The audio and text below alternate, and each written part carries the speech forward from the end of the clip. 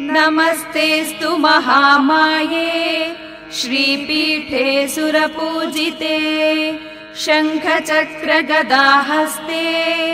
महालक्ष्मी नमोऽस्तुते।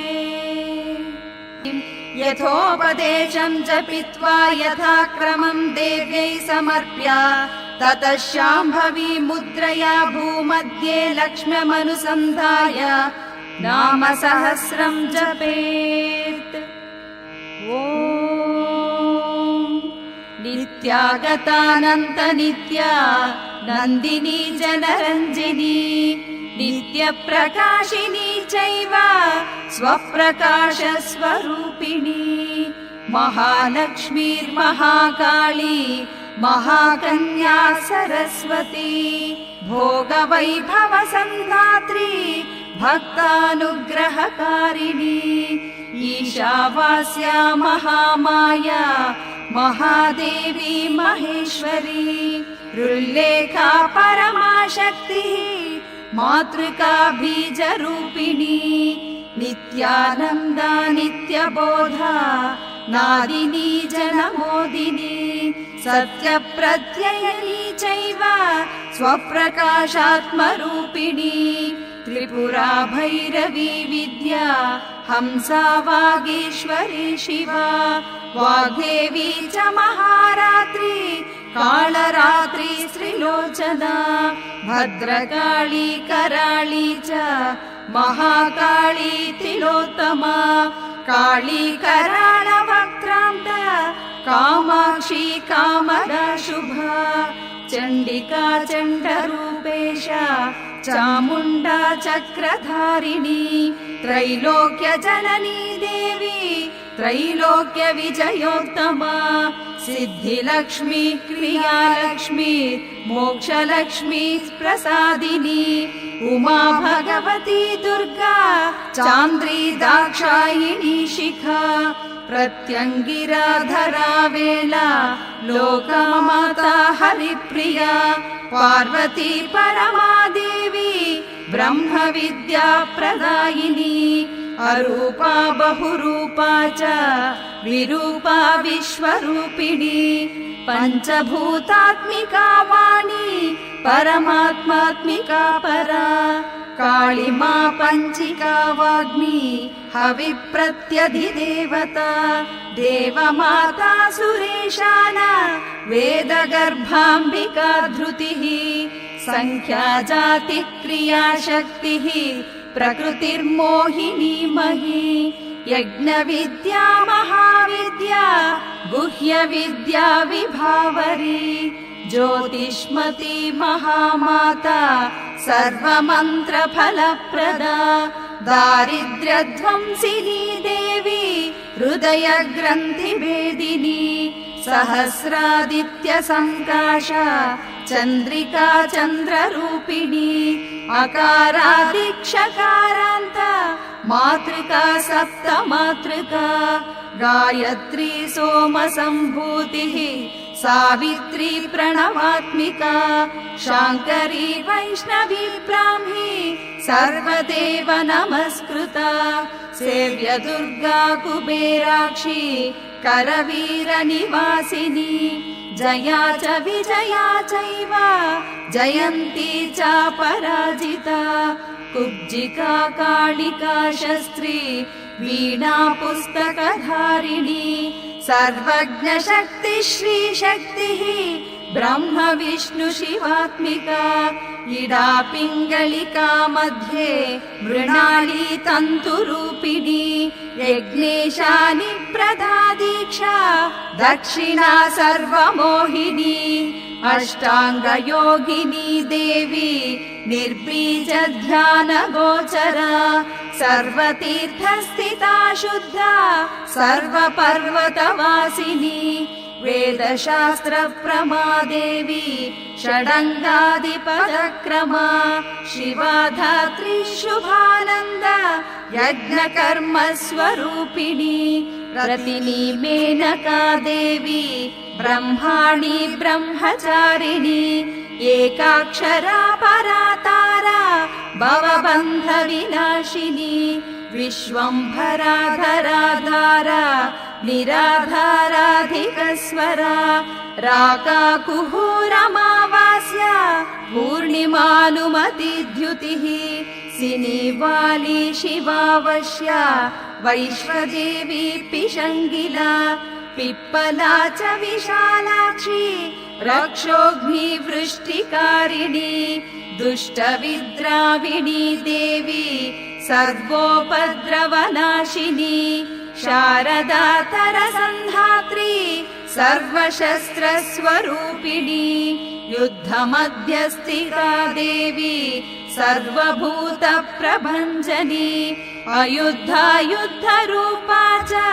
शान्ता शान्तिस्वरूपिणी गङ्गा सरस्वती वेणी यमुना नर्मदापगा समुद्रवसनावासा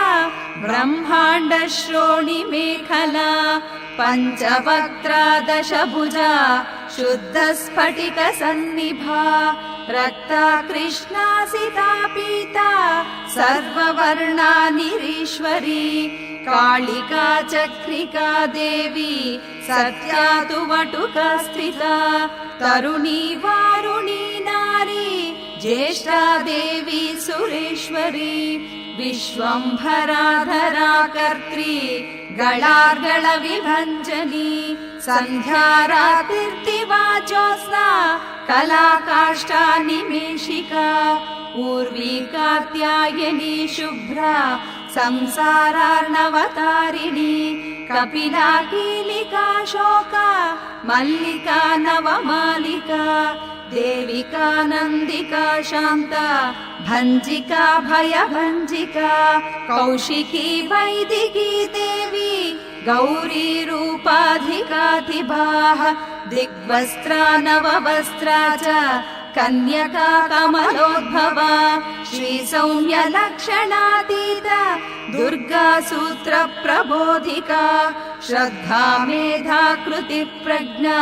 धारणा कान्तिरेव च श्रुति स्मृतिर्धृतिर्धन्या भूतिरिष्टिर्मनीषिणी विरक्तव्यापिनी माया सर्वमाया प्रभञ्जनी माहेन्द्री मन्त्रिणी सिंही चेन्द्रजालस्वरूपिणी अवस्थात्रय निर्मुक्ता गुणत्रय विवर्जिता ईषणत्रय निर्मुक्ता सर्वरोग विवर्जिता योगी ध्यानान्तगम्या च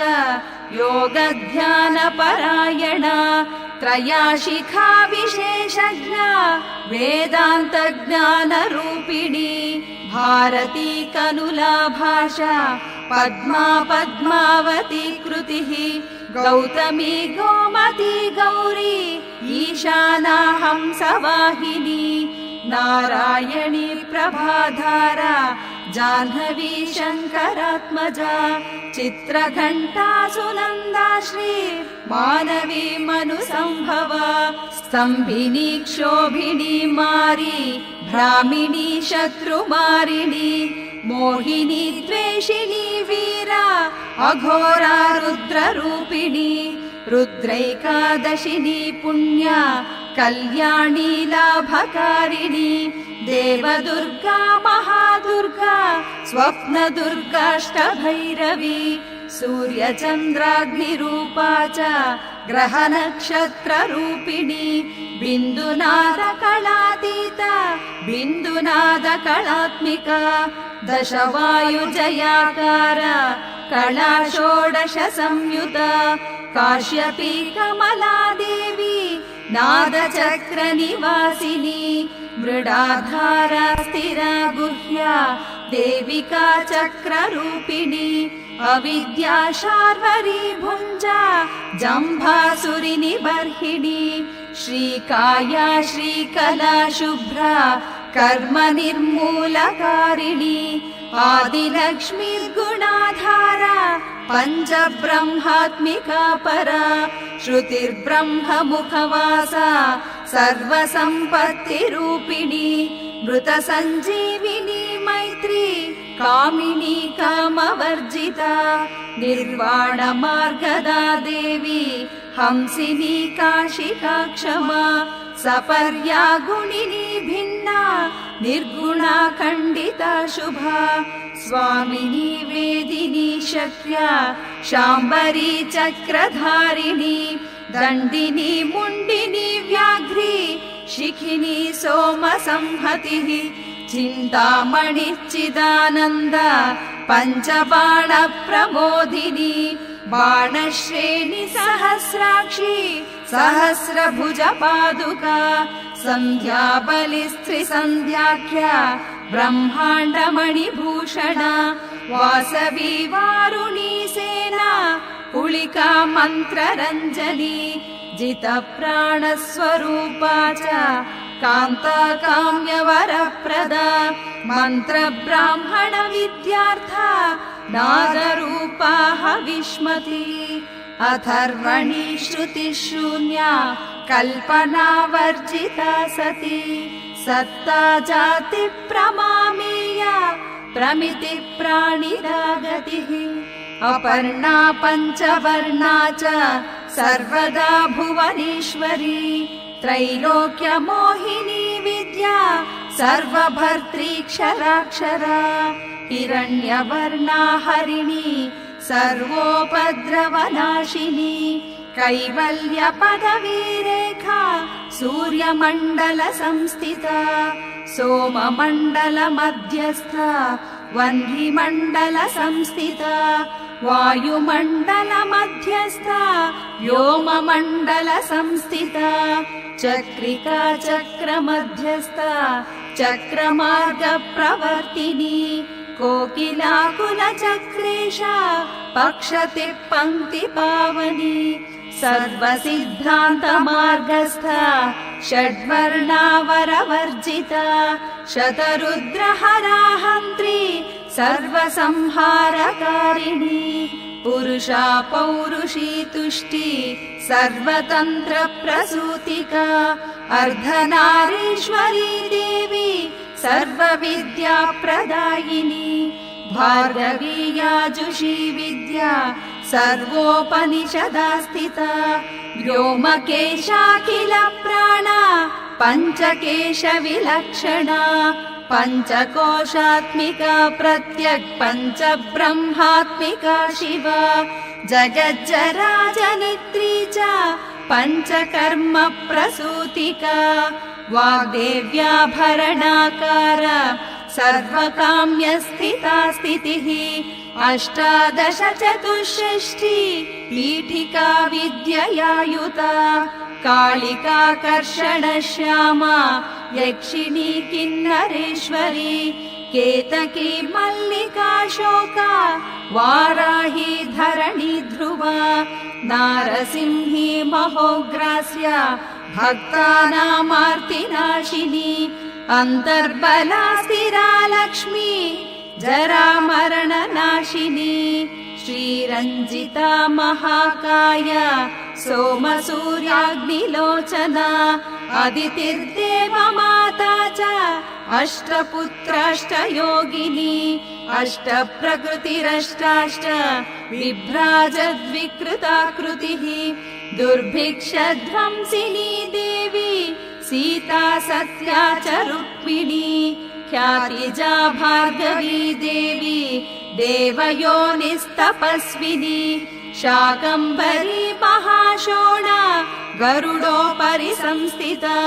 सिंहगा व्याघ्रगा देवी वायुगा च महाद्रिगा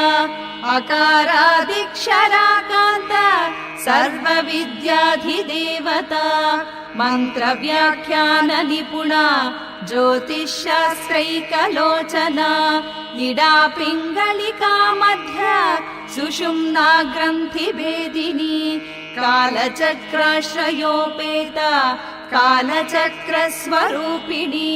वैशारदी मतिश्रेष्ठा वरिष्ठा सर्वदीपिका वैनायकी वरारोहा श्रोणिवेला बहिर्वळिः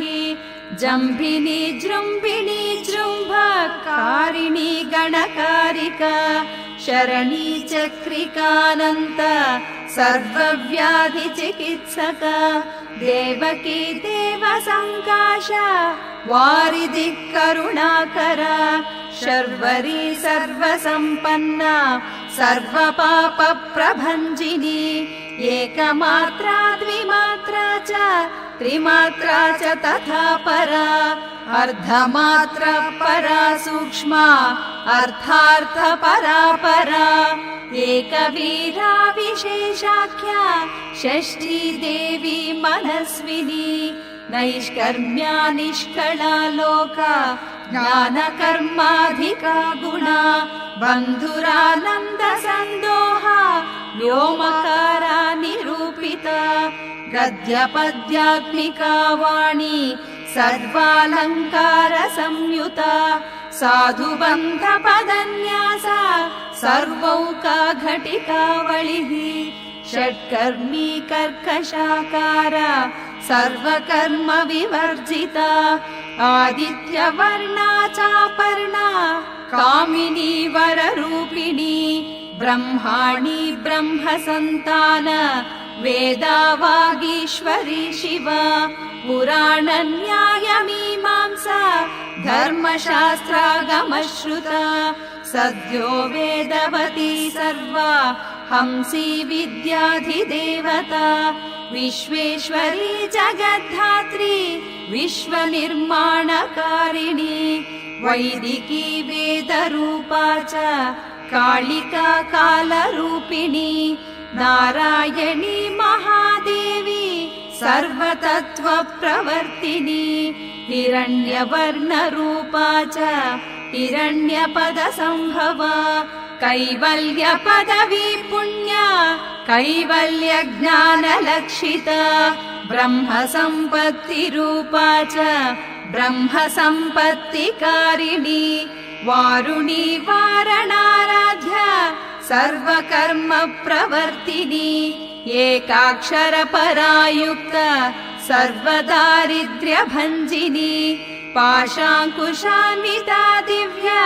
वीणा व्याख्याक्षसूत्रभृत् एकमूर्तिस्त्रयी मूर्तिर्मधुकैटभभञ्जिनी साङ्ख्या साङ्ख्यावती ज्वाला ज्वलन्ती कामरूपिणी जाग्रती सर्वसम्पत्तिः सुषुप्ता श्रेष्ठदायिनी कपालिनी महादंष्ट्रा भ्रुकुटी कुटिलानना सर्वावासा सुवासा च बृहत्सृष्टिश्च शक्वरी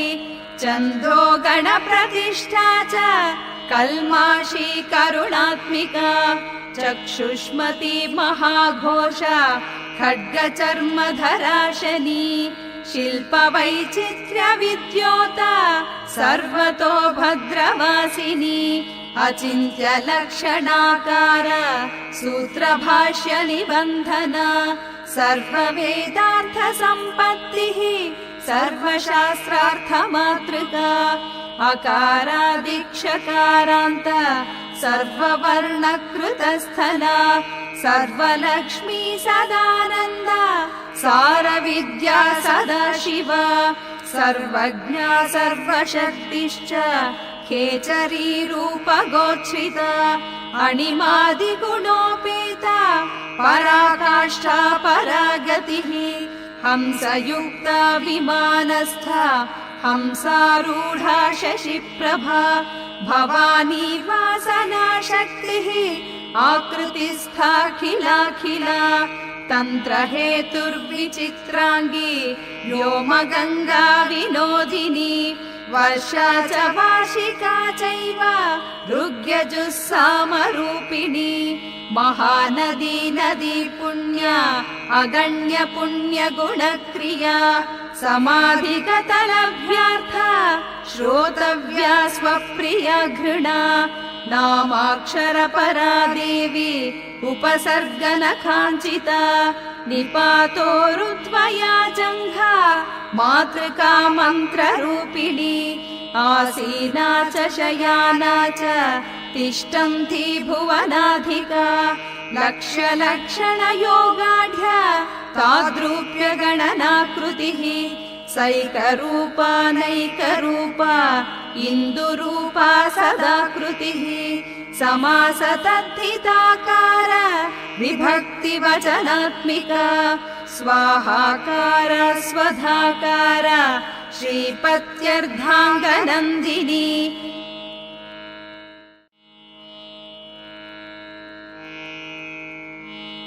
गम्भीरा गहना गुह्या योनिलिङ्गार्धधारिणी शेषवासुकि संसेव्या चपला वरवर्णिनी कारुण्याकार सम्पत्तिः कीलकुन्मन्त्रकीलिका शक्तिबीजात्मिका सर्वमन्त्र इष्टाक्षय कामना आग्नेया पार्थिवा आप्या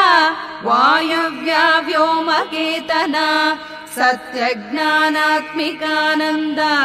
ब्राह्मी ब्रह्म सनातनी अविद्या वासना माया प्रकृतिः सर्वमोहिनी शक्तिर्धारण शक्तिश्च चिदचिच्छक्तियोगिनी वक्त्रारुणा महामाया मरीचिर्मदमर्धिनी विराट् स्वाहा स्वधा शुद्धा निरुपास्तिः सुभक्तिगा निरूपिता त्वयि विद्या नित्या नित्यस्वरूपिणी वैराजमार्गसञ्चार सर्वसत्पथदर्शिनी जालन्धरी मृडानी च भवानी भवभञ्जनी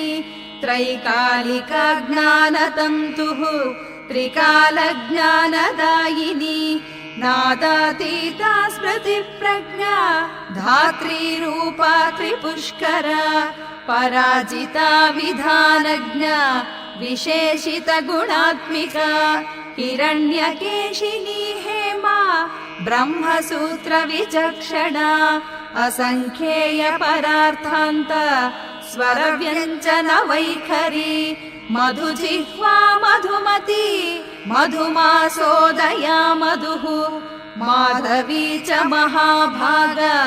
मेघगम्भीरनिस्वना ब्रह्म विष्णु महेशादि ज्ञाताव्यार्थविशेषगा नाभौ वह्नि शिखाकार ललाटी चन्द्रसन्निभा भ्रूमध्ये भास्कराकार सर्वतारकृतिर्हृदि कृतिकादिवरण्यन्त नक्षत्रेष्ट्यर्चितोदय ग्रहविद्यात्मिका ज्योतिः ज्योतिर्विन्मति जीविका ब्रह्माण्ड गर्भिणी बाला सप्तावर्ण देवता वैराजोत्तम साम्राज्य कुमार कुशलोदय बगला भ्रमराम्बा च शिवदूती शिवात्मिका मेरुविन्ध्यादि संस्थान काश्मीरपुरवासिनी योगनिद्रा महानिद्रा विनिद्रा राक्षसाश्रिता सुवर्णदा महागङ्गा पञ्चाख्या पञ्चसंहतिः सुप्रजाता सुवीर्या च सुपोषा सुपतिः शिवा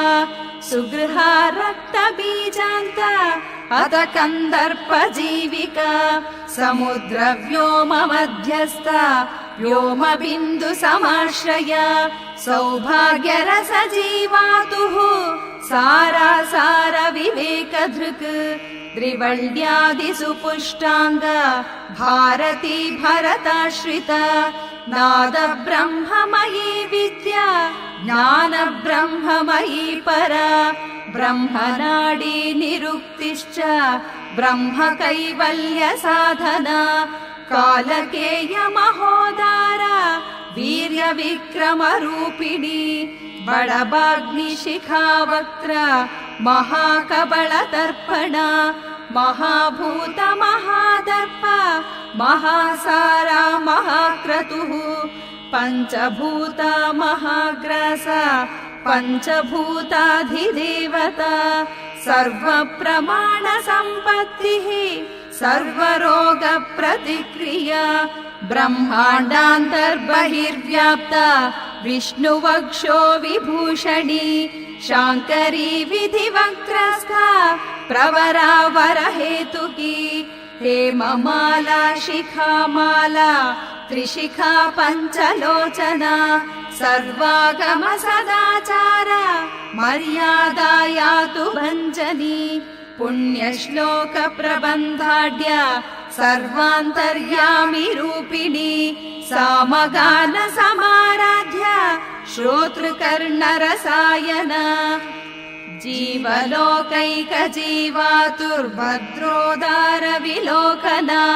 तटित्कोटिन सत्कान्तिस्तरुणी हरिसुन्दरी मीननेत्रा वरेन्द्राक्षी विशालाक्षी सुमङ्गला सर्वमङ्गल सम्पन्ना साक्षान्मङ्गल देवता देहि हृद्दीपिका दीप्तिः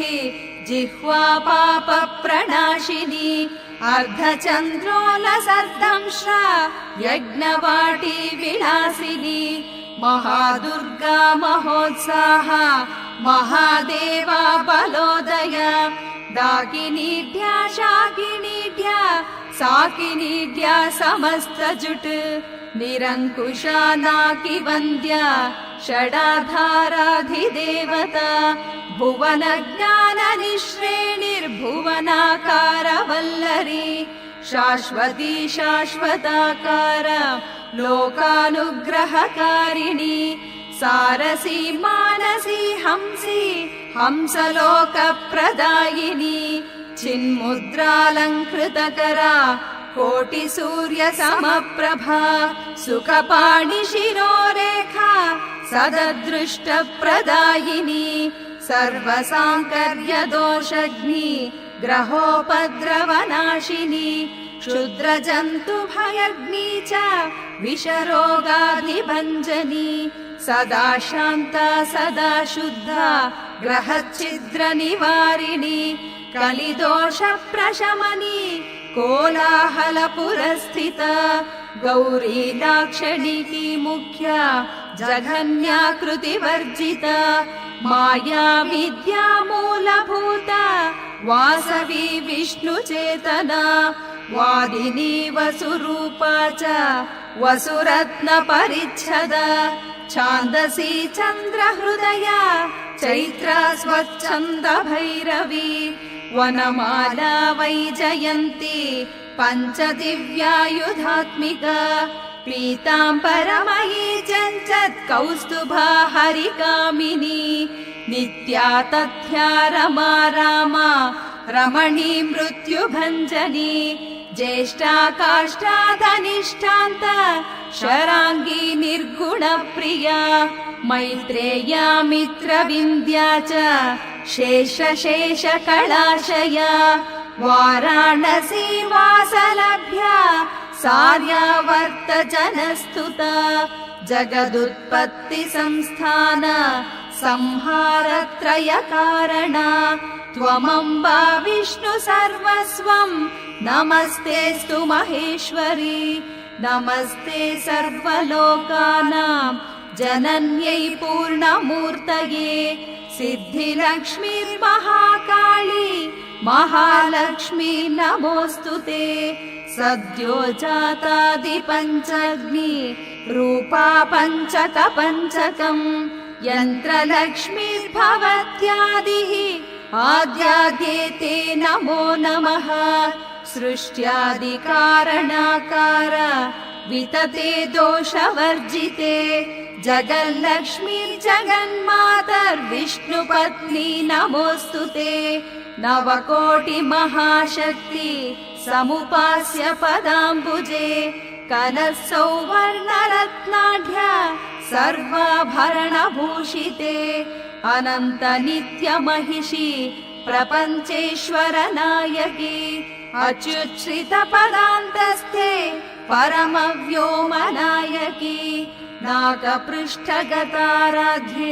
विष्णुलोकविलासिनी वैकुण्ठराजमहिषी श्रीरङ्गनगराश्रिते रङ्गभार्या च भूपुत्री कृष्णे वरदवल्लभे कोटिब्रह्माण्ड संसेव्ये कोटिरुद्रादिकीर्तिते मातुलुङ्गमयम् खेटम्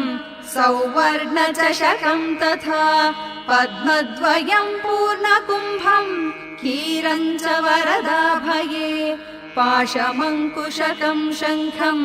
चक्रम् शूलम् कृपाणिकाम् धनुर्बाणौ चाक्षमालम् चिन्मुद्रामपि बिभ्रति अष्टादश भुजे लक्ष्मीर्महाष्टादश पीठिके भूमिनीलादि संसेव्ये स्वामि चित्तानुवर्तिनि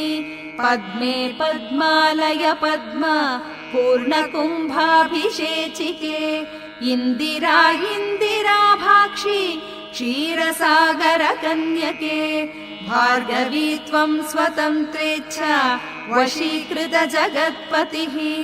मङ्गलम् मङ्गलानाम् त्वम् देवतानाम् च देवता त्वमुत्तमोत्तमानाम् च त्वम् श्रेयः परमामृतम् धनधान्याभिवृद्धिश्च सार्वभौम सुखोच्छ्रया आन्दोलिकादिसौभाग्यम् मत्ते भाति महोदयः पुत्रपौत्राभिवृद्धिश्च विद्याभोग गार्ग्य उवाच सनत्कुमार योगीन्द्र इत्युक्त्वा सदयानिधिः अनुग्रह्य ययौ क्षिप्रम् तांश्च 12 योगिनः तस्मादेतद्रहस्यं श्रीस्कन्दपुराणे सनत्कुमार संहितायाम् श्रीलक्ष्मी सहस्रनाम स्तोत्रम् सम्पूर्णम्।